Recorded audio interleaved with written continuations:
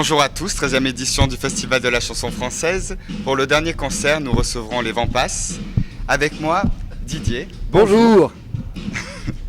Votre groupe existe depuis quasiment 30 ans. Ouais. Vous n'avez utilisé que peu les médias de masse pour faire vos promotions. Ouais. Quel est le secret d'une telle longévité ? Bah, celui de pas vouloir arrêter. Celui de vouloir, quand on fait quelque chose qui nous plaît, pourquoi on arrêterait ? Enfin, tu vois, je veux dire, quoi que tu fasses quoi, dans la vie, si ça te plaît, je sais pas, de courir ou de faire de la peinture ou faire du bateau, ce que tu as envie, tu le fais, quoi, c'est tout. D'accord. Le seul truc qui peut t'empêcher d'arrêter, c'est justement si tu as envie d'arriver quelque part matériellement à une certaine réussite. C'est ça qui arrête les gens généralement.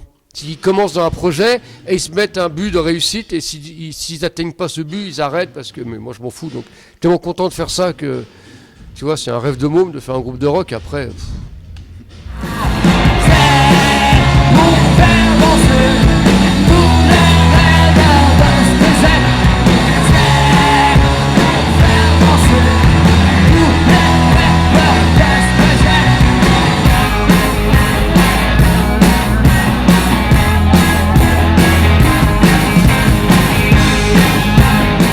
Aussi connu pour un fort engagement politique, tant à travers certaines de vos musiques que notamment à travers certaines de vos actions.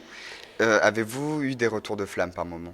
Non, on n'est pas très politique. Moi, ce qui est plus politique, c'est pas tellement les paroles des chansons. C'est facile de monter sur scène et de gueuler des slogans, dire n'importe quoi, tu vois. C'est ma politique, plutôt dans ma vie, dans ma manière d'être, ma manière d'avoir toujours travaillé à côté, en m'en foutant justement des médias, montrer aux gens que c'est possible de faire quelque chose en dehors des grands médias ou en dehors de... Voilà, qu'on peut même travailler à côté et vivre de sa passion, de faire quelque chose, c'est possible. Tu vois, pour moi, la politique, c'est plus ça, c'est plus prouver dans la vie qu'on peut faire quelque chose que monter sur scène en gueulant des slogans. C'est facile, ça. Oui, c'est sûr. Et on parle beaucoup du déclin de la chanson française aussi. Ah ouais, je savais pas. Beaucoup d'artistes français se mettent à chanter de plus en plus en anglais pour s'exporter, ou alors pour élargir leur public. Ouais.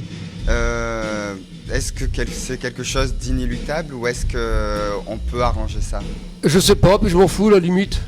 Moi, je m'en fous que les gens ils chantent en anglais, en serbe et en ce qu'ils veulent, en russe. Non, moi, je m'en fous, chacun fait ce qu'il veut, chacun fait ce qui lui plaît. Après, ça évolue comme ça évolue, mais tu vois, je suis pas en train de vouloir défendre la chanson française, je m'en fous à la limite. Moi, je chante en français parce que je suis français, comme là, on parle en français tous les deux. Oui. Parce qu'on parle que français et que les gens qui nous regardent parlent français, c'est tout. Mais sinon, je m'en moque.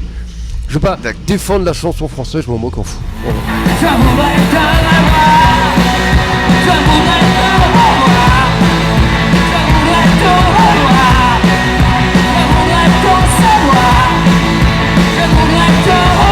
Une carrière aussi longue n'est pas forcément un long fleuve tranquille. Du coup, vous avez eu des regrets Ah non, j'ai aucun regret, non. Aucun regret. J'ai aucun regret sur rien du tout. Tu vois, si à 15 ans, on m'avait dit que 40 ans après, je serais encore sur scène à faire des chansons, à faire un groupe, à faire le con, à prendre une guitare, et à trouver ça bien, et à être content d'écrire des chansons, de faire des disques. Non, j'ai aucun regret, mais alors zéro. D'accord. Vraiment, j'ai fait 10 fois plus que ce que j'aurais rêvé à 15 ans. Quoi. Tu sais, quand t'as un môme, t'as 15 ans, tu rêves de ta vie, t'as envie de faire quelque chose. Et putain, j'ai fait déjà 100 fois plus que... Ouais, non, ça va, je demande rien d'autre, je demande rien. À part écrire des bonnes chansons et continuer, mais...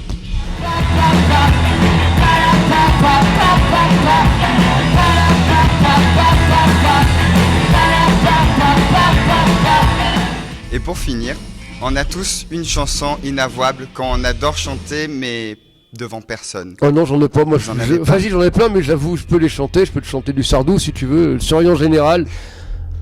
Je sais pas. Aujourd'hui, quand je tiens dans mes bras une femme trop sage qui se refuse à me donner un peu plus que le nécessaire, parce que je n'ai pas la manière, parce que j'hésite à la défaire de son carcan de préjugés, j'ai envie de lui raconter qu'en ce temps-là, j'avais un surveillant des classes secondaires, mais ça la ferait rigoler.